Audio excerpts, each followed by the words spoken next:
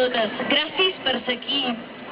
Enhorabona a l'equip tècnic que ha fet possible que aquesta plaça sigui una realitat. Enhorabona a l'arquitecte municipal, enhorabona als constructors, als promotors.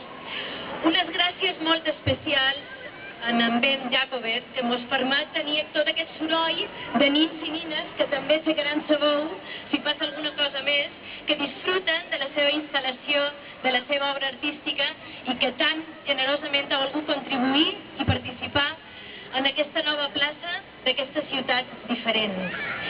Però sobretot vull donar les gràcies a aquests ciutadans i ciutadanes exemplars.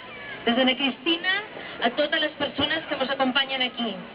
Totes les persones anònimes que un bon dia varen dir prou.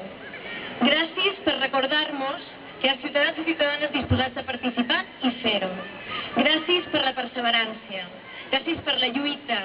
Gràcies per tenir criteri, malgrat això signifiqui que a vegades un discrepa.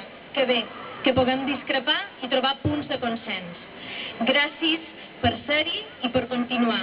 I sobretot gràcies per recordar i demostrar que malgrat n'hi hagi que sembren la por mai no es pot robar ni la força ni la il·lusió de tenir una ciutat millor.